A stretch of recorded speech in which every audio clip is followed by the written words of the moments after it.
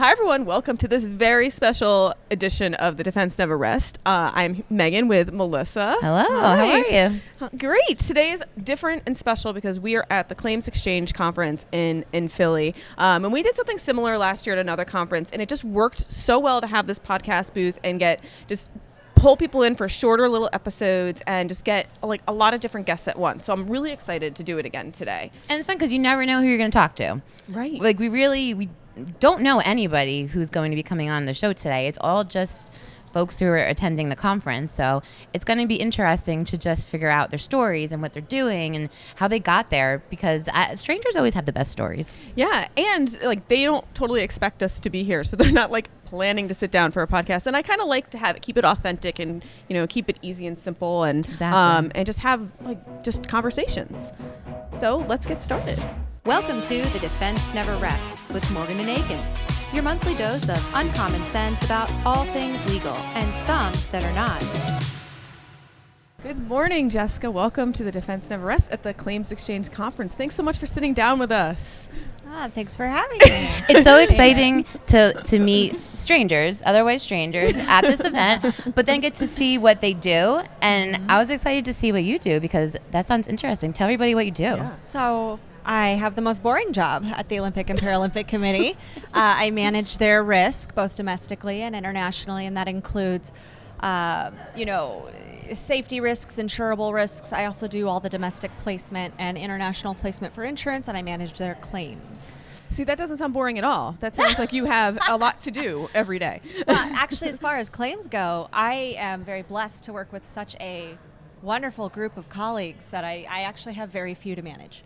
So it's great. And I don't know, did we say your name? Jessica Metchley. Meckley, yes. Meckley. It's okay. It's weird. It's all right. Where are you from? Colorado. We're based out of Colorado Springs, Colorado. Yep. Training at altitude for the athletes is great.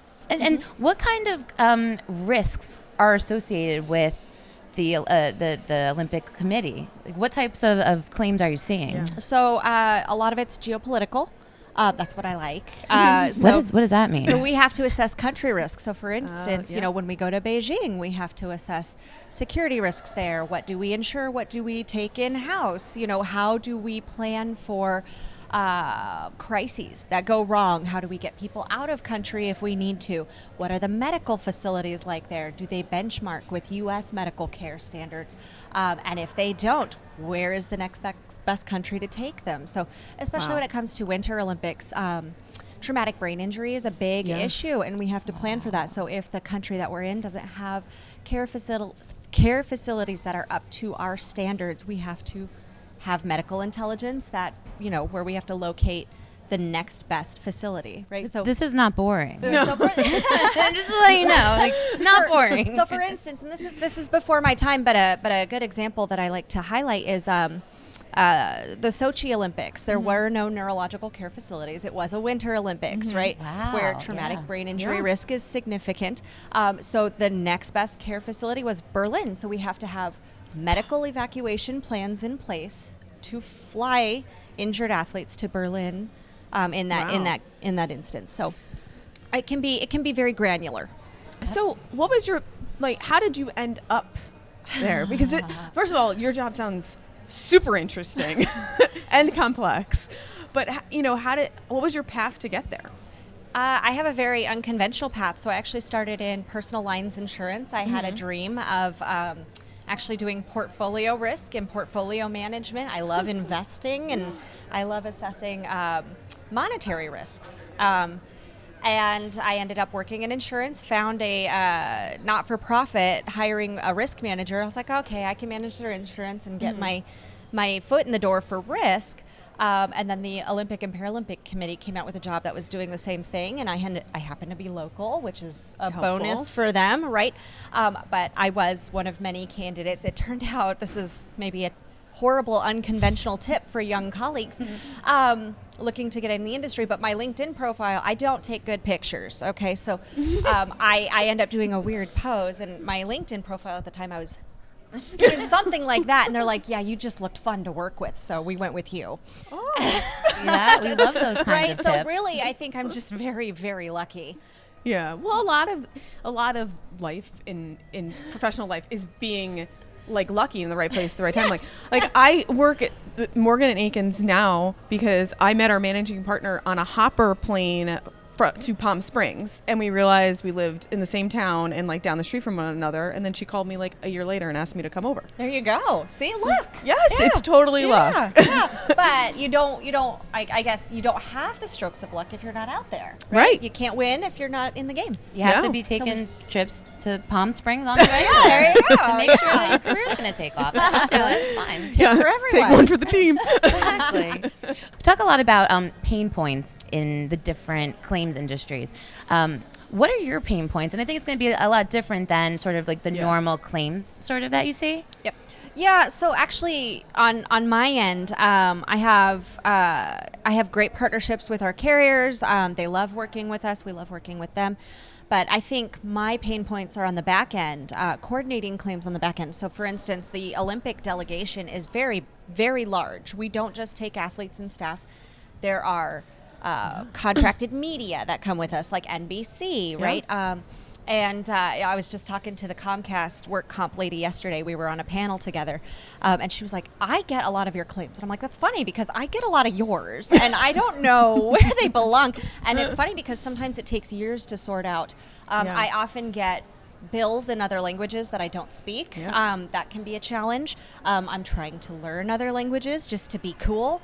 It's more challenging than you think to try and learn German and Russian and Chinese at the same time. Medical terminology nonetheless. And very, very technical terms, right? So I think my pain points are a little different. We do work, I feel like my colleagues make it easy on me because we do work closely with the State Department, and we do work closely with very connected folks. So my pain points are pretty light, I would say. But I imagine you see, or there's a lot of difficulty when you're in these other countries and you have claims come up in other countries. Like, where does the jurisdiction lie for that claim? So jurisdiction mostly, especially for the workers' comp side, remains domestic. And then as far as athlete accidents go, right, we treat them in country and then bring them home as soon as we can. So jurisdiction has less to do with that. I would say jurisdiction really matters when it comes to international placement of insurance. Some countries will not let you place insurance that's not in country, and some countries have laws where you have to set up an LLC in country, and that just is difficult for us when we're only there for a short period of time. And I believe, are we gearing up for an Olympic year? Are there Olympics this winter? I don't remember. No, actually, and so we do more than just the Olympics and Paralympics. We do the Pan American, Pan American games, and so those are coming up in Santiago, Chile. As far as delegation goes, that ends up being bigger than the Olympics, and there are more sports, so it's very cool to go to. We also have the World Beach Games coming up in Indonesia. Those are pretty cool. Look them up. They're fun to look up. And then Paris 2024. So do you get to go? Yes. Do you get to go? So, okay, this is where hard-hitting question. Yeah, I turn into a big fuddy-duddy. So it actually just works better that I stay domestic if I can, because I have very competent staff on the ground. And if something happens, I want them to do their medical job or their security job, and I handle things on the back end domestically. It just works better that way. So I'll go if I have to. They twist your arm. Yeah, twist my arm. Might want to volunteer as tribute, maybe for those Paris Olympics. You know, I would love to go to Paris. But there are as far as games coordination goes, not a lot of people know this, but every country gets a finite amount of slots of people to send to the games, and so we have to be very scrutinizing about who goes and who does not, and we have to be very choosy. I didn't know that. So you'll see that a lot of people stay on the ground, but we're on call 24/7 when they happen. So nice busy time for you. Yes, it's actually very, very, very cool because you can see, you can watch the games online and you're like, oh no, I have an accident. I just saw that athlete crash on live TV, right? Like, so it's different for you. It is different. You watch it with a different eye than the rest of us, truly. I think. Yes. That's going to end up on my desk on the next day. It's so funny because I have carriers that'll call me and they'll be like, I just saw what happened. When can I expect the paperwork, right? Oh, wow. Well, Jessica, knowing, I asked this to almost all my guests. Like, knowing what you know now, looking back at yourself and your career, what advice would you give your younger self? Just get out there. Honestly, meet as many people as you can. Don't be nervous. I feel like the industry can be intimidating, especially for young women. And I would say, no, just put yourself out there and be authentic. Be who you, again, with my LinkedIn profile, be authentic, be who you are. And honestly, I feel like lean on the people that you meet. This industry is so diverse and so fascinating, and you're always going to come up with a claim or a scenario that you've never faced before, but somebody has, right? Yeah. Somebody in Absolutely. the industry has, and you can learn a lot from each other. Yeah. Fantastic advice. Yeah, I hope so. Any fun plans the rest of the time you're in Philly? No, actually, I am booked solid until I leave. So I wish I would love more time to see the city because it's a beautiful city. Yeah. Awesome. Well, thank you so much Yes, for thank you. sitting down and chatting with us for a few minutes. Thank you for having I me. appreciate it very much. Enjoy the No, rest I of your time appreciate here. it. Yeah, thank you. You too as well. Thank I you. appreciate it.